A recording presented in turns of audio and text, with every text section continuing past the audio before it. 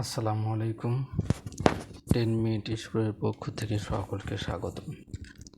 আশা করি সকলে ভালো আছেন। আলহামদুলিল্লাহ, আমিও ভালো আছি। এই মুহূর্তে যে যেখান থেকে আমাকে শুনছেন সবাইকে ধন্যবাদ। অষ্টম শ্রেণীর গণিত অনুশ্রেণী 3.3। গতকাল আমরা 13 নং পর্যন্ত করেছিলাম। এর এই ধারাবাহিকতা আজ আমরা 14 এবং 15 নং অঙ্ক আলোচনা করতে চেষ্টা করব ইনশাআল্লাহ। একটি আয়তাকার ক্ষেত্রের দৈর্ঘ্য 48 মিটার এবং প্রস্থ 32 মিটার 80 সেন্টিমিটার। ক্ষেত্রটির চারিদিকে 3 মিটার বিস্তৃত একটি রাস্তা আছে। রাস্তাটির ক্ষেত্রফল কত? আমরা আয়তাকার ক্ষেত্রের দৈর্ঘ্য প্রস্থ থেকে সর্বপ্রথম এর ক্ষেত্রফল বের করে নেব। আয়তাকার ক্ষেত্রটির দৈর্ঘ্য 48 মিটার এবং আয়তাকার ক্ষেত্রটির প্রস্থ 32 মিটার 80 সেন্টিমিটার। যেহেতু সেন্টিমিটার আছে, আমাদের দৈর্ঘ্য মিটার ছিল, এখানটাও মিটার আছে, প্রস্থ মিটার প্লাস সেন্টিমিটার আছে। আমরা এই সেন্টিমিটারটাকে মিটারে পরিণত করব, অথবা আমরা এই দৈর্ঘ্যকে সেন্টিমিটারে পরিণত করতে হবে, প্রস্থকে সেন্টিমিটারে পরিণত করতে হবে। তখন দেখা যাবে যে আমাদের দুই জায়গায় কাজ করতে হবে। সেজন্য শুধুমাত্র আমরা এক জায়গায় এই সেন্টিমিটারটা মিটারে পরিণত করব। আমরা জানি 1 মিটার সমান 100 সেন্টিমিটার। তাহলে আমরা 80কে 100 দ্বারা ভাগ করলে কী হবে? মিটারে পরিণত হবে। যদি আমরা 80 100 দ্বারা ভাগ করি কত পাবো? 0.80 মিটার। এখন আমরা যদি যোগ করি কত হবে? এই দশমিকের আগে আমরা যোগ করছি 32, দশমিকের পরে আছে 80। কত? 32.80 মিটার। অতএব আয়তাকার ক্ষেত্রটির ক্ষেত্রফল কত হবে? দৈর্ঘ্য গুণন প্রস্থ। দৈর্ঘ্য আমাদের 48 মিটার এবং প্রস্থ 32.80 মিটার। মিটার আর মিটার গুণ করলে কত হবে? বর্গ মিটার। আমরা 48 আর 32.80 যদি আমরা গুণ করি তাহলে কত পাবো? 1574.80 বর্গ মিটার। আবার আয়তাকার ক্ষেত্রে 4 মিটার বিস্তৃত একটি রাস্তা আছে, 3 মিটার বিস্তৃত একটি কি আছে? রাস্তা আছে। বিস্তৃত মানে ওই আয়তক্ষেত্রটা বেষ্টনী করে ওর বাইরে চতুর্দিকে 3 মিটার বিস্তৃত একটি রাস্তা আছে। তখন এটা আমরা কি যোগ করব? আমরা লিখে দিছি রাস্তা সহ আয়তাকার ক্ষেত্রটির দৈর্ঘ্য 48 যোগ 3 গুণন 2। 2 কেন আমরা দিয়েছি?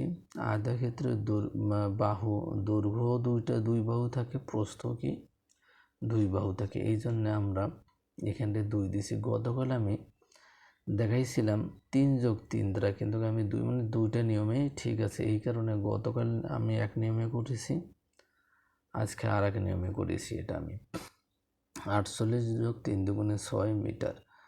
48 আর 6 যদি আমরা যোগ করি কত হবে? 54 মিটার। এবং প্রস্থ 32.80 যোগ কত? 3 গুণন 2 মিটার। 3 দুগুণে কত? 6। আমরা 32.80 যদি 6 দ্বারা যোগ করি কত হবে? 38.80 মিটার। অতএব রাস্তা সহ ক্ষেত্রটির ক্ষেত্রফল কত হবে? দৈর্ঘ্য রাস্তা সহ ক্ষেত্রটির দৈর্ঘ্য গুণন রাস্তা সহ ক্ষেত্রটির প্রস্থ বর্গ মিটার। আমরা 54 গুণন 38.80 যদি গুণ করি তাহলে আমরা কত পাবো? তাহলে আমরা পাবো 2095.20 বর্গ মিটার। সুতরাং রাস্তার ক্ষেত্রফল সমান কি হবে? আমাদের এই রাস্তা সহ আয়তাকার ক্ষেত্রটির ক্ষেত্রফলের থেকে যদি আমরা ক্ষেত্রফলটা বাদ দিই, আয়তাকার ক্ষেত্রে ক্ষেত্রফলটা যদি বাদ দিই তাহলে আমরা রাস্তার ক্ষেত্রফল পাবো কত 2095.20 বিয়োগ 1574.40। যদি আমরা বিয়োগ করি 0 0 0, 4 থেকে যেহেতু 2 বড় তাহলে আমরা 2 কত ধরবো 12, 12 থেকে যদি 4 চলে যায় কত থাকবে 8, হাতে থাকে 1 আর 4 5, 5 পাশে মিলে গেল 0, 7, 9 থেকে যদি আমরা 7 বাদ দিই কত থাকে 2, হাতে কত আছে হাতে নাই, যেহেতু এটা 0 এটা 5, 5-এর থেকে 0 ছোট সেহেতু আমরা 5-এর 10 ধরবো, 10 থেকে 5 চলে গেলে 5, হাতে আছে 1 আর 1-এ 2, 2 দিয়ে মিলে গেল 0, বাম পাশে 0 বসে না। উত্তর আমরা কত পেয়ে গেলাম? উত্তর রাস্তার ক্ষেত্রফল 520.80 বর্গমিটার। এরপর আমাদের 15 নং উদাহরণ ছিল যে কি উদাহরণ না 15 নং অঙ্ক ছিল একটি বর্গাকার ক্ষেত্রের এক বাহুর দৈর্ঘ্য 300 মিটার এবং বাহিরে 4 মিটার চওড়া একটি রাস্তা আছে। এই বর্গাকার ক্ষেত্রটি ঘিরে 4 মিটার চওড়া একটি রাস্তা আছে। রাস্তাটির ক্ষেত্রফল কত? চওড়া প্রস্থ যাই থাকে এটা আমাদের যোগ করতে হয়। আমরা জানি বর্গক্ষেত্রে সবগুলো বাহু কি থাকে? সমান থাকে। বর্গাকার ক্ষেত্রের এক বাহুর দৈর্ঘ্য কত? 300 মিটার। তাহলে বর্গাকার ক্ষেত্রের ক্ষেত্রফল কত হবে? যে বাহুটা থাকবে বাহুটার উপর স্কোয়ার হয়।